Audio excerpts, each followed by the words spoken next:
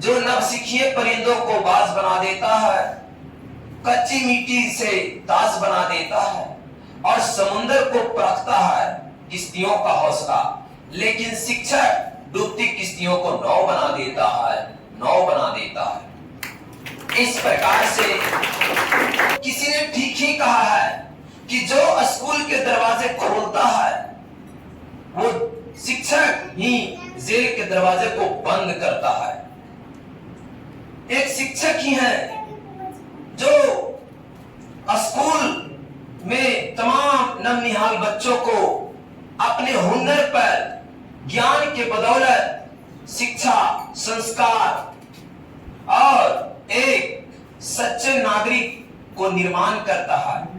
वह भला कैसे हमारे देश के नवनिहाल बच्चे बड़े होकर कुकर्म कर सकता है। इसलिए हम लोग एक ऐसे शिक्षक हैं, किसी ने ठीक ही कहा है कि किसी भी देश का शिक्षा उस देश का भाग्य निर्माण करता है और उस देश का निर्माण शिक्षक ही करता है। सर्वप्रथम मैं आज प्रणाम करता हूं महान शिक्षाविद, दार्शनिक और भारत के प्रथम उपराष्ट्रपति एवं द्वितीय राष्ट्रपति डॉक्टर सर्वपल्ली राधाकृष्णन जी को, जो हमारे देश के लिए अपना अहम जीवन का हिस्सा देश को सुधारने में लगाएं। वो जानते थे कि जब तक हमारे देश की नागरिक शिक्षित नहीं होगा, पढ़ेगा नहीं, तब तक इस समाज को बदलना मुश्किल ही नहीं, नामुमकिन है।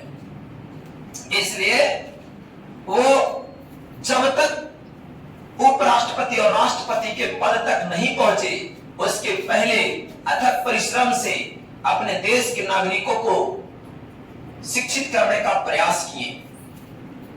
और हम तमाम शिक्षकगण आज महात्मा गांधी और सुभाष चंद्र बोस जी के जो सपना था कि हमारा भारत भी शिक्षित हो, और उनके सपनों को हम तमाम शिक्षक मिलकर पूरा करने का प्रयास कर रहे हैं, ताकि हर भारत के हर एक कोने कोने जो दूर दराज के इलाके हैं, उन क्षेत्र में रहने वाले भी हमारे देश के भारतवासी आज के दौर में शिक्षित हो, और इससे हमारे भारत के तमाम छोटे से छोटे और बड़े शिक्षक लगे हुए हैं।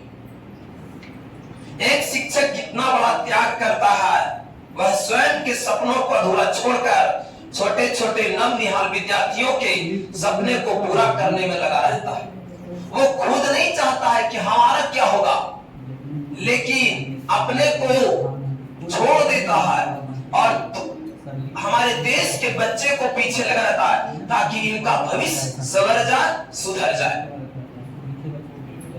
शिक्षक चाहे तो यह पेशा छोड़कर, शिक्षक चाहे तो यह पेशा छोड़कर बिजनेस, व्यापार, धंधा करके अकूत धन दौलत को जमा कर सकता है, शोहरत को कमा सकता है। लेकिन नहीं, वैसा नहीं करते हैं, क्योंकि वो जितनी परवाह अपनी नहीं करते हैं, उससे कहीं ज्यादा परवाह हम अपने देश के विद्यार्थियों की करते हैं।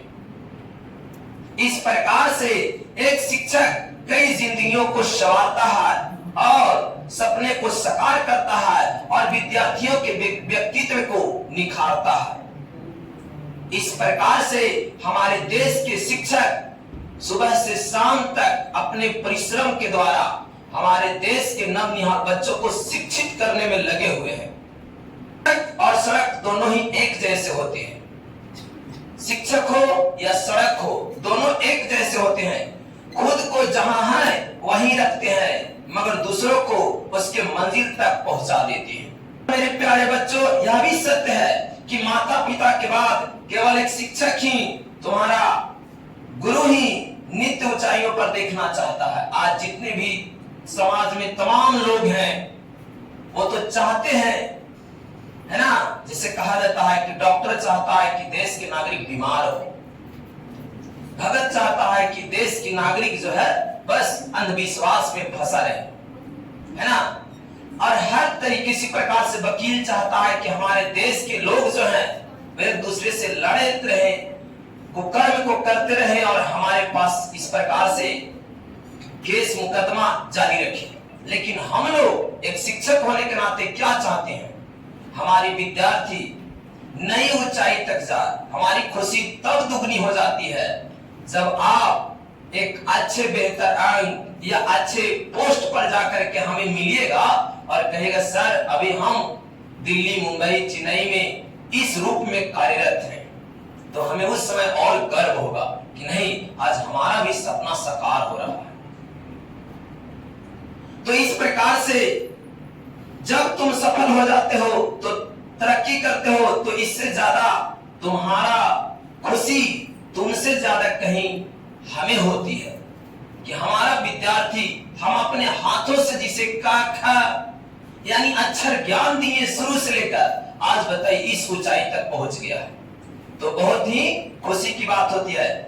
और कभी कभी हम शिक्षकों को कठोर भी होना पड़ता है। क्यों? क्योंकि आप लोग कभी कभी नादानी कर बैठते हैं, गलती कर बैठते हैं और उन्हें सुधारने के लिए हम जो मुलायम रहते हैं उसे कठोर भी होना पड़ जाता है।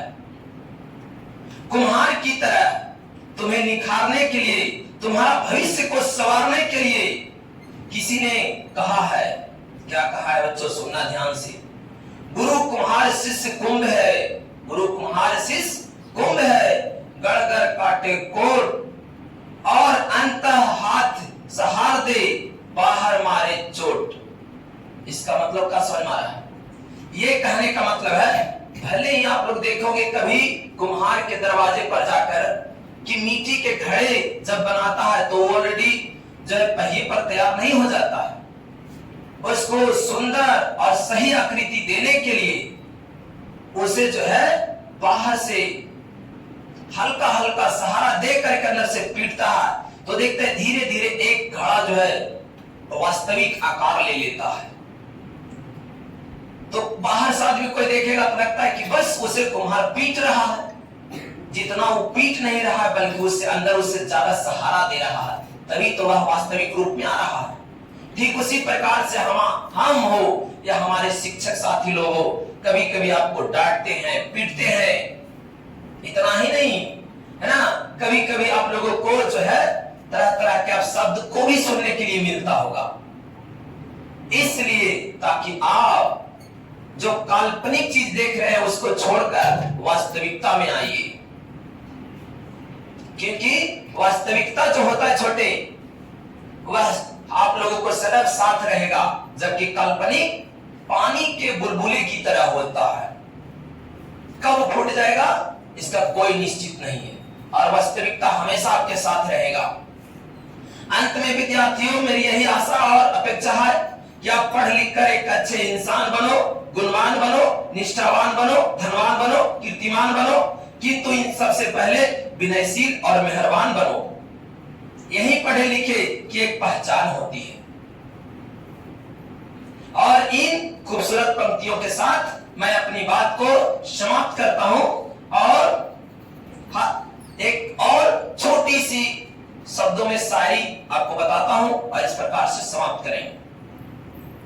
हजारों फूल चाहिए एक माला बनाने के लिए, हजारों फूल चाहिए एक माला बनाने के लिए, हजारों रंग चाहिए एक रंगोली को सजाने के लिए, हजारों लोग चाहिए एक कारवा बनाने के लिए, लेकिन एक शिक्षक ही काफी है हजारों लाखों विद्यार्थियों को जीवन को स्वर्णिम बनाने के लिए।